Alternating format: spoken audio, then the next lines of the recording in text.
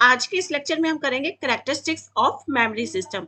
Memory system क्या होता है, ये लास्ट लेक्चर में हमने कर लिया है। तो स्टूडेंट, अगर आप चैनल पर नए हैं तो इसे सब्सक्राइब करके हमारे साथ जरूर से जुड़े, क्योंकि हर टॉपिक बहुत इजी करके आपके लिए लाया जाता है। Welcome to one beat extra computer classes. Let's see characteristics of memory system. तो मेमोरी सिस्टम, मेमोरी डिवाइसेस, इनको उनके बिहेवियर से आइडेंटिफाई किया जाता है और उनके करेक्टरिस्टिक्स, उनके बिहेवियर्स होते हैं storage location, storage capacity, unit of transfer, access method जिसको एक्सेस मोड भी कह सकते हैं, physical characteristics, physical type and performance. अब ये सब क्या होते हैं, ये वन बाय वन करके हम देखते हैं। Let's see storage location. तो हमारे कंप्यूटर सिस्टम में हमारी मेमोरी की 3 स्टोरेज होती हैं, internal storage, external storage and CPU registers. Internal storage वो होती है जो कि हर एक पूरा टाइम कंप्यूटर को जरूरत होती है और ये इनसाइड होती है। ये it is located inside the CPU, ये सीपीयू के इनसाइड लोकेटेड होती है, ठीक है। And external storage which is located outside the CPU, ये सीपीयू के आउटसाइड लोकेटेड रहती है, ठीक है। और इनको जो है प्राइमरी स्टोरेज भी बोलते हैं, इनको सेकेंडरी स्टोरेज भी बोला जाता है। जबकि सीपीयू रजिस्टर्स ये जो होते हैं, ये सीपीयू की ओवन लोकल मेमोरी होती है, ये सीपीयू की अपनी लोकल मेमोरी होती है और in the form of registers, registers की फॉर्म में होती है, इनको रजिस्टर्स बोला जाता है, ठीक है। तो ये 3 तरह की स्टोरेज लोकेशंस हमारे कंप्यूटर की रहती है। Next is storage capacity. तो storage capacity which represent the size of memory, तो हमारी मेमोरी की साइज कितनी है, वो कितना स्टोर कर सकती है, that is storage capacity. Amount of data that can be stored in storage unit, तो किसी भी स्टोरेज यूनिट में कितना डेटा स्टोर किया जा सकता है, that is the capacity of the memory. तो एक मेमोरी के अंदर जो मेमोरी है, जो स्टोरेज यूनिट है, वो कितना डेटा को स्टोर कर सकती है, that is characteristics of memory. It is expressed in words और bytes, इसको words में और bytes में express किया जाता है। अगर हम memory units की बात करें, units of memory की बात करें, तो हमारी जो memory units रहती हैं 2000 बिट, जिसके अंदर हम एक बिट स्टोर करते हैं जो कि होती है 0 या 1 byte, which is the collection of 8 bit, ठीक है। ये यूनिट ऑफ मेमोरी है। तो किस तरीके से हम मेमोरी को स्टोर करते हैं, बिट की फॉर्म में, बाइट की फॉर्म में। Nibble, nibble is the collection of 4 bit, it is the collection of 4 bit, 4 bit के कलेक्शन को बोला जाता है निबल, ठीक है। Then word, it's size depend on computer, computer पे इसका जो साइज है वो डिपेंड करता है, कंप्यूटर टू कंप्यूटर वेरी करता है ये। और ये साइज जो होता है 8 भी हो सकता है, 16, 32 एंड 64, 96 बिट्स, कितना भी हो सकता है इसका साइज, ठीक है। इसको वर्ड और ब्लॉक भी बोला जाता है। नेक्स्ट इज 1 KB, 1 KB के अंदर हम स्टोर कर सकते हैं 1024 एम बाइट्स, 1024 बाइट्स के कलेक्शन को बोलते हैं 1 KB यानी 1 किलोबाइट। 1 MB जिसके अंदर स्टोर किया जा सकता है 1 MB is equal to 1024 KB, 1 MB equal to 1024 KB, 1 MB जो है इक्वल रहती है 1024 KB के। 1 GB इक्वल टू 1024 MB, ठीक है। And then 1 TB equal to 1024 GB and 1 PB, PB is petabyte, TB is terabyte, GB is gigabyte, MB is megabyte and KB is kilobyte। तो 1 KB 1024 bite के बराबर होता है, तो bite में जिसमें 8 बिट जो है हम स्टोर कर सकते हैं। तो 1 PB इक्वल टू 1024 TB। तो these are the units of memory. तो ये भी हमें पता होना बहुत जरूरी होता है in the storage capacity of the memory system. Next is units of transfer, तो हम कितना ट्रांसफर कर सकते हैं, ठीक है। तो एट ए टाइम पे हम कितना ट्रांसफर कर सकते हैं हमारी memory, number of bits read और written in a single read और राइट ऑपरेशन, कि एक सिंगल रीड में या एक सिंगल राइट ऑपरेशन में कितनी नंबर ऑफ बिट्स रीड की जा रही हैं या कितनी नंबर ऑफ बिट्स राइट की जा रही हैं, that is unit of transfer. और it depends on data lines, data lines के ऊपर ये डिपेंड करता है, यानी जितनी हमारी डेटा लाइंस होती हैं उतना ही ये डेटा को जो है एट ए टाइम पे शिफ्ट कर सकता है, ट्रांसफर कर सकता है। ठीक है, next is access method oblique mode. तो हमारे एक्सेस मेथड्स कौन कौन से होते हैं? There are 3 access method, sequential access method, direct access method and random access method.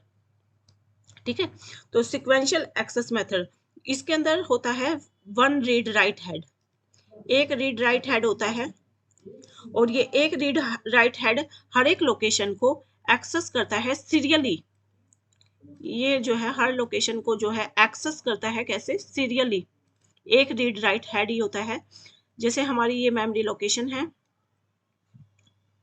ठीक है, तो ये एक रीड राइट हेड, सपोज हमें 4th लोकेशन पे जाना है, ठीक है, दिस इज 1 2 3 और 4, तो ये पहले 1 पे जाएगा, फिर 2 पे जाएगा, फिर 3 पे जाएगा एंड देन 4 पे जाएगा हमारा रीड राइट हेड, देन ये 4th लोकेशन को एक्सेस करेगा। ठीक है, जैसे सपोज हमारी जो टेप है, जो उसके अंदर सॉन्ग्स हैं और हमें 4th सॉन्ग सुनना है, तो इसके लिए हमें पहला सॉन्ग सुनना पड़ेगा, फिर दूसरा, फिर तीसरा, फिर हम 4th सॉन्ग को जो है उस पर हम आ पाएंगे। तो इट मीन्स ये हर एक लोकेशन को सीरियली ही एक्सेस करता है।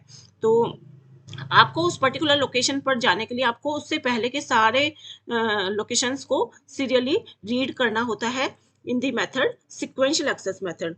तो इसका एग्जाम्पल है मैग्नेटिक टेप, एग्जाम्पल है मैग्नेटिक टेप। तो magnetic tape sequential access support करता है, और इसमें जो है सिक्वेंशियली आपके 1 बाय 1 करके हर एक लोकेशन को जो है रीड करना पड़ता है एक पर्टिकुलर लोकेशन तक जाने के लिए। तो ये तब यूजफुल होता है अगर आपको सारे रिकॉर्ड्स जो हैं प्रोसेस करने हों। If all records are to be processed then it is useful. Direct access method, next is direct access method. तो डायरेक्ट एक्सेस मेथड के अंदर हर एक ब्लॉक का अपना हेड होता है, each block has their own head, हर एक ब्लॉक का अपना अपना हेड होता है, और एक any block can be directly accessed, कोई भी ब्लॉक को हम डायरेक्ट एक्सेस कर सकते हैं, सीरियल एक्सेस की जरूरत नहीं होती इसमें, तो हर एक ब्लॉक को डायरेक्ट एक्सेस किया जा सकता है। ठीक है, इसमें हर एक ब्लॉक को डायरेक्ट एक्सेस किया जा सकता है, और इसका एग्जांपल है मैग्नेटिक डिस्क, मैग्नेटिक डिस्क।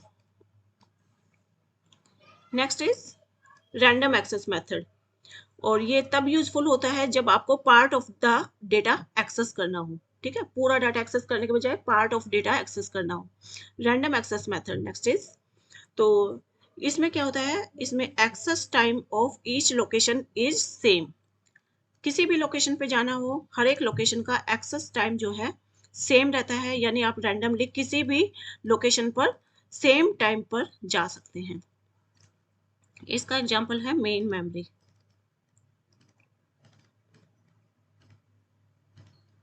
ठीक है, and access time is independent of location, location दूर की है, पास की है, इससे कोई फर्क नहीं पड़ता, access time is independent of location, access time पूरा सेम रहता है हर लोकेशन के लिए इसके अंदर, रैंडम एक्सेस मेथड के अंदर। Example is main memory. Next characteristic is physical characteristics. तो इनके फिजिकल कैरेक्टरिस्टिक्स होती है, number 1 is destructive read out, dynamic memories and volatile memories. तो डिस्ट्रक्टिव रीड आउट में तो होता है information is lost as we read them, जैसे ही हम इंफॉर्मेशन को रीड करते हैं वो लॉस्ट हो जाती हैं। ठीक है, एग्जांपल है मैग्नेटिक कोर मेमोरी। और सॉल्यूशन है इसका कि each read operation is followed by right operation, कि आप जब भी राइट करें तो हर एक राइट ऑपरेशन जो है किया जाए, each read operation is followed by write operation. जैसे हम मतलब इसमें होता क्या है कि हम जैसे ही इंफॉर्मेशन को रीड करते हैं तो वो लॉस्ट हो जाती हैं, तो हम रीड करते ही तुरंत उसको अगर राइट कर दें तो जो है हमारा डेटा सेव हो सकता है। ठीक है, तो रीड करते तुरंत राइट कर दिया जाए तो इन्फॉर्मेशन लॉस्ट होने से बच जाती है। और डिस्ट्रक्टिव रीड आउट में जनरली होता क्या है कि रीड करते ही आपकी इन्फॉर्मेशन लॉस्ट हो जाएगी। तो आप जो है सॉल्यूशन जो है यूज कर लें अगर इससे बचना चाहते हैं। Next is dynamic memory. Value changes from 1 to 0 after a span of time and 0 to 1। ठीक है, 0 to 1 भी हो जाता है इसमें आफ्टर स्पैन, मतलब इसमें वैल्यू चेंज हो जाती है, एक थोड़े से टाइम पीरियड के बाद वैल्यू चेंज हो जाती है। 1 है तो 0 हो जाएगा, 0 है तो 1 हो जाएगा। एग्जाम्पल है सम सेमीकंडक्टर मेमोरी, कुछ सेमीकंडक्टर मेमोरीज का एग्जाम्पल है। और इसका सॉल्यूशन है रिफ्रेशिंग, रिफ्रेश कर दिया जाए, यानी 1 जब कुछ देर के बाद 1 0 में चेंज होता है, तो चेंज होने से पहले अगर हम उसको रिफ्रेश कर दें, रिफ्रेश में मतलब अगर 1 है तो 1 ही रहेगा रिफ्रेश करने के बाद। तो हम थोड़े से जैसे ही 1 0 होने से पहले हम उसको रिफ्रेश कर दें, ठीक है, तो जो वैल्यू है वही वैल्यू जो है उसके अंदर एज इट इज रह जाएगी। तो this is the solution of dynamic memories. Dynamic memory जैसे कि इसके नाम से पता चल रहा है ये डायनामिक होती हैं और ये अपनी वैल्यूज को चेंज कर लेती हैं।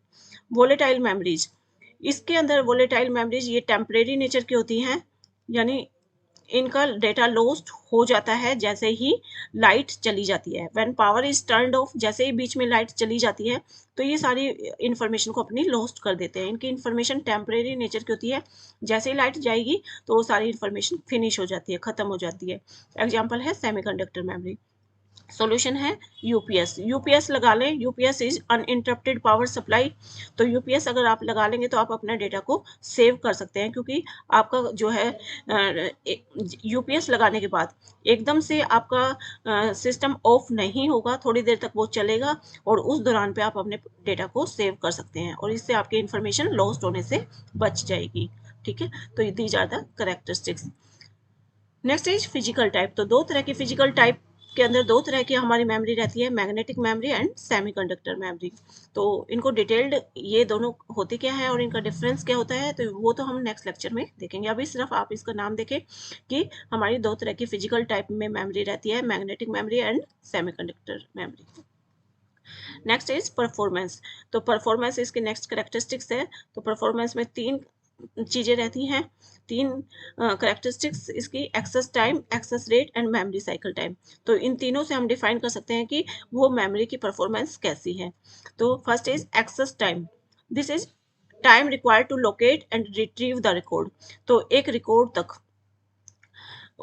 को ढूंढने में और उस तक पहुंचने में, उसको रिट्रीव करने में, उसको एक्सेस करने में जो टाइम लगता है दैट इज एक्सेस टाइम। ठीक है, तो हमारा रिकॉर्ड जहां कहीं भी है, कहीं भी अगर हमारा रिकॉर्ड है, तो जैसे यहाँ हमारा रिकॉर्ड है तो यहाँ तक पहुंचने में और इसको एक्सेस करने में जो टाइम लगता है that is access time. Access rate, access rate कितना है, किसी भी मेमोरी का एक्सेस रेट कितना है, दैट इज एक्सेस रेट होता क्या है, number of read write operations in per second, यानी पर सेकंड में वो कितने number of read write operations कर रहा है, that is access rate of the memory. तो कोई भी डिवाइस, हमारा मेमोरी डिवाइस पर सेकंड के अंदर कितने number of read write operations कर रहा है, कितने number of read write operations कर रहा है, that is the characteristics of memory system in the performance. Next is memory cycle time. तो मेमोरी साइकिल टाइम होता है एक्सेस टाइम, किसी भी ऑपरेशन के लिए access time plus additional time required before a second access can start. तो जैसे ये फर्स्ट एक्सेस है और ये सेकंड एक्सेस है, तो access time of any operation, memory cycle time क्या होती है, किसी भी ऑपरेशन का एक्सेस टाइम, जैसे ये ऑपरेशन हमें एक्सेस करना है तो इसको इसको एक्सेस करने में कितना टाइम लगेगा, access time plus additional time, इसके साथ वो वाला एक्स्ट्रा टाइम भी इसमें लिया जाता है, वो सारा एक्स्ट्रा टाइम कि सेकंड एक्सेस स्टार्ट करने से पहले, मतलब जो ये बीच का जो गैप है और इसमें जितना भी समय लगा है और इसको एक्सेस करने में और इस गैप को, इन दोनों को इंक्लूड कर दिया जाता है और this is the memory cycle time. ठीक है, एक रिकॉर्ड को एक्सेस करने में और सेकंड एक्सेस से स्टार्ट करने से पहले जो जितना भी एक्स्ट्रा समय लग गया वो सब भी होता है मेमोरी साइकिल टाइम। तो एक मेमोरी का ये तीनों टाइम कितने एफिशिएंट है, ये डिसाइड करते हैं कि वो मेमोरी कितनी एफिशिएंट है। ठीक है, नेक्स्ट, सभी कैरेक्टरिस्टिक्स हमने पढ़ ली हैं। तो these are all about the characteristics of memory system. तो स्टूडेंट्स लेक्चर बहुत ईजी करके आपके लिए लाए जा रहे हैं। अगर लेक्चर अच्छे लग रहे हैं तो इसे लाइक शेयर जरूर करें। कमेंट सेक्शन में हमें बता सकते हैं कि लेक्चर आपको कैसे लग रहे हैं। कोई भी क्वेश्चन हो वो भी आप पूछ सकते हैं। Thank you, bye bye, have a nice day.